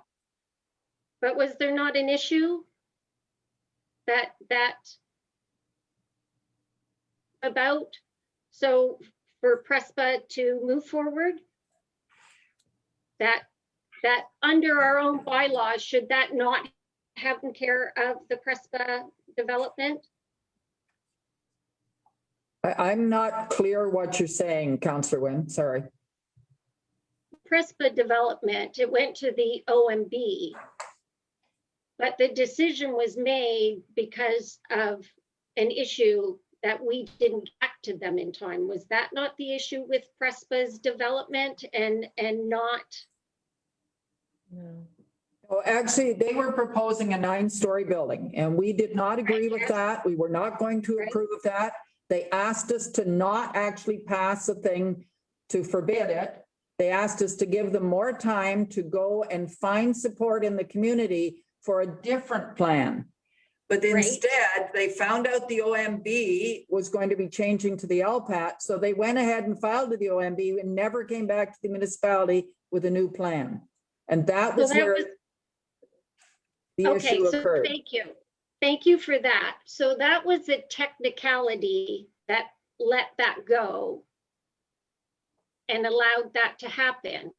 So my thinking is with the heritage conservation designation, that we're taking property owners and sort of using them to protect us from that type of situation again, which I don't think is fair to those property owners.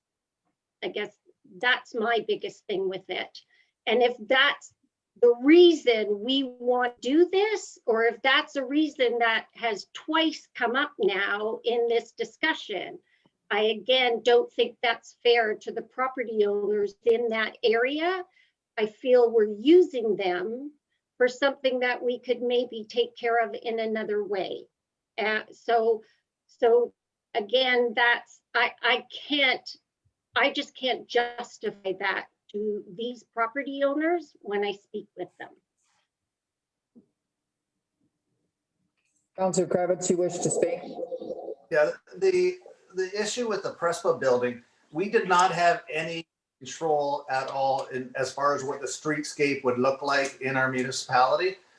It's based on provincial policy. There was nothing we could do to stop the 5-story building. Had it been the timing or not, the OMB would have approved it because there was nothing that we have in any way whatsoever saying we don't want to see high rises on every corner. We can do a streetscape. The Heritage Conservation District is like a Band-Aid. When you cut yourself, you put a Band-Aid on to protect it. Without the heritage, we take the chance of getting an infection. The infection is what happened with the Prespa building. They were allowed to build the 5-story building. What we could potentially do with this, we could restrict an area to nothing higher than the current streetscape, a 2-story building, a 3-story building. And that would be the recommendation. That was one of the largest things to keep that character. Without that heritage designation, you could build a 3-story, 4-story building practically anywhere. It gives it gives Central Elgin, the municipality, something to be able to have a say in when development is happening. Deputy Mayor Marks, you wish to speak? I'd just like to clarify if we have a motion on the floor to scuttle the Heritage District for this term, and if so, I'd like the vote called. I don't believe we have a motion. We've had 2 people make suggestions, but we have not actually had a motion at the I'll move present it. time. I'd be happy to second that. Councillor Rowe. I think we owe it to the residents. I understand, and I have had just as many comments, emails, phone calls, whatever, as anyone else, but we owe it to the residents to at least listen to them on Wednesday night.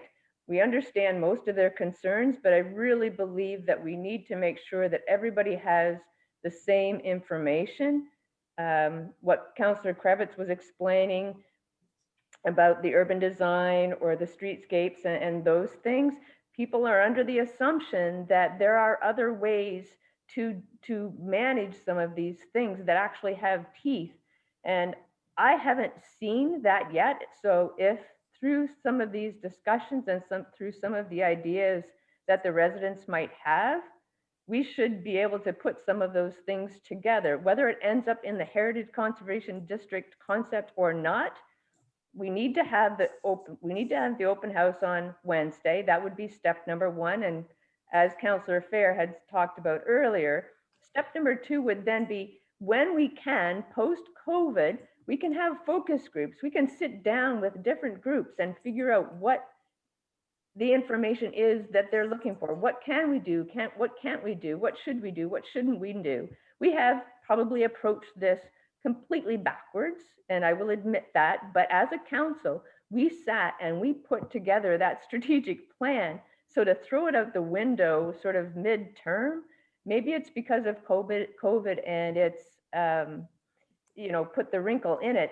I am not suggesting that the HCD is good or bad. It's the whole process. And I don't think that we're doing this properly. And by maintaining that open house, we do need to listen to what they have to say. And I think we need to also give them accurate information. Yes. And that's what the open house is also for, and a chance to answer their questions.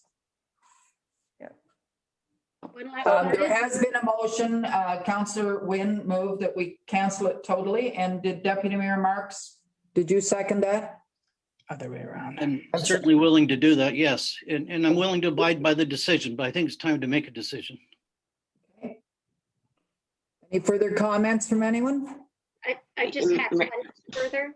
Yes, Councillor Wynne. Again, what I appreciate saying that we want to hear from the residents, but what I have heard from the residents is they don't want this public meeting, and they don't want the Heritage District.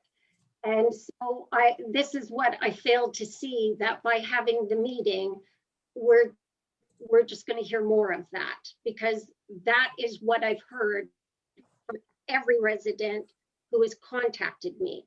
That's the message that I seem to be getting loud and clear. We don't want to deal with this. We don't want a public meeting. We don't want this happening. So again, I just want to say that on behalf of them, that's why I have put this motion forward. I will say I have received many contacts as well, phone calls and emails, and a lot more. I know there are a lot of people very negative and have serious concerns. They need a chance to ask questions and get those concerns heard.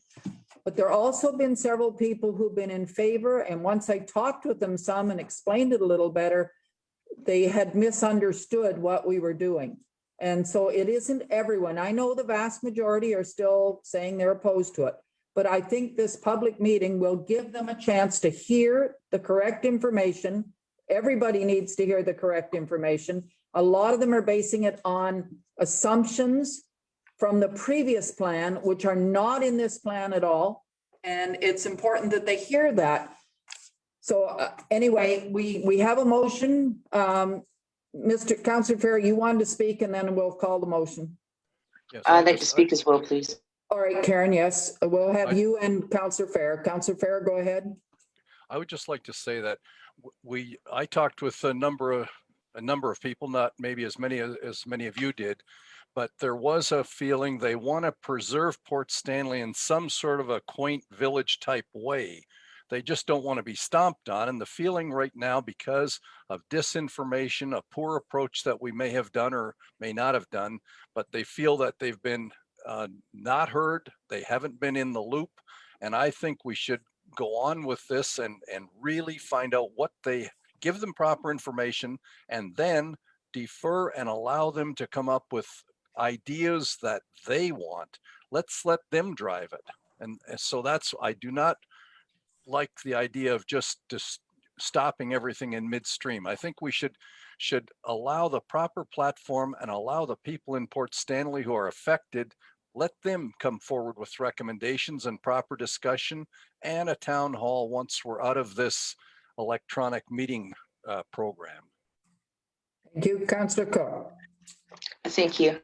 I also have had quite a few phone calls, emails, text messages, inquiries, a lot of questions, a lot of negative comments. I haven't had anything positive myself, but there must be in order for it to be brought back on, as Madam Mayor has mentioned. I liked the way tonight that Councillor Kravitz explained it.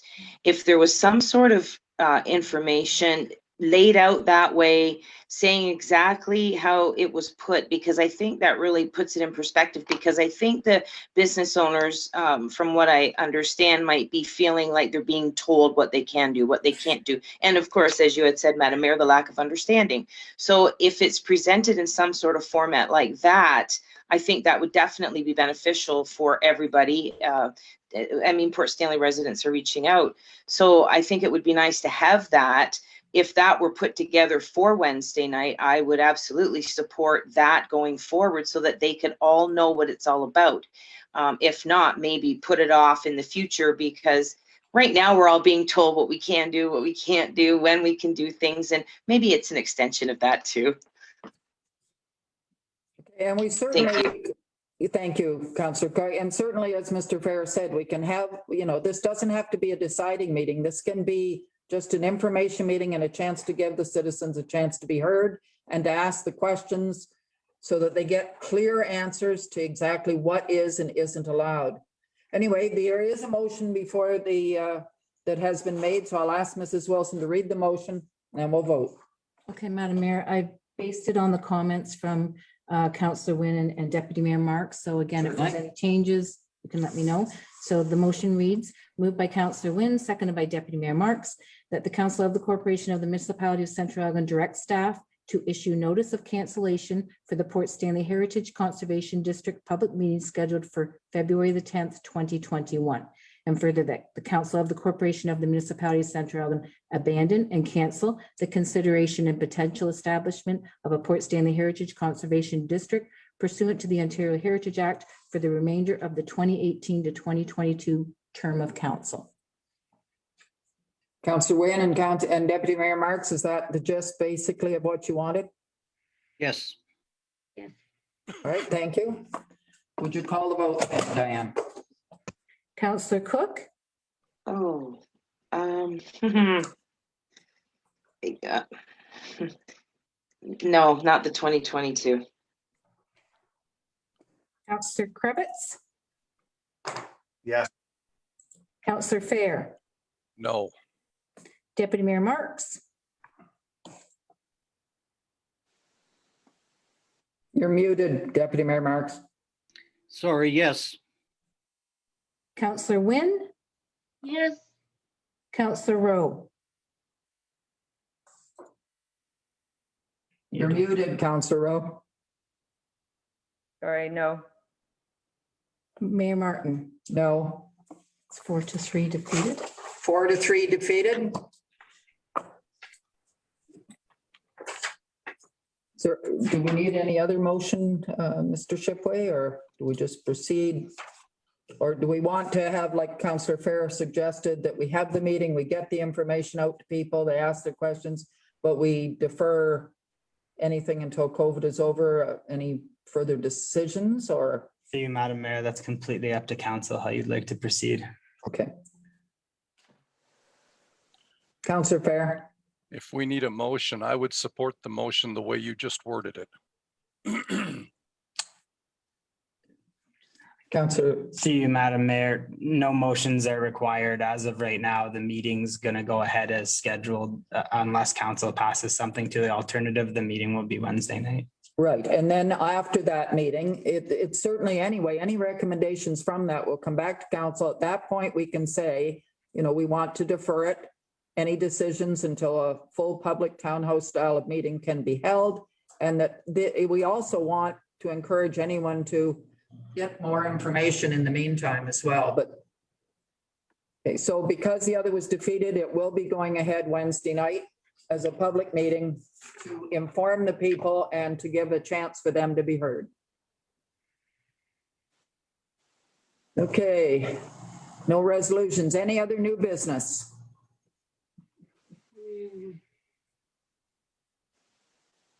Seeing none, the motion to move into closed. The motion reads, Madam Mayor, moved by Councillor Wynn, seconded by Councillor Rowe, that council proceed into closed session at 9:43 PM in order to address a matter pertaining to a position, plan, procedure, criteria, or instruction to be applied to any negotiations carried on or to be carried on by or on behalf of the municipality or local board. Parkland dedication. I will close the doors. And Mr. Perrin can cut the feed. Oh, the vote.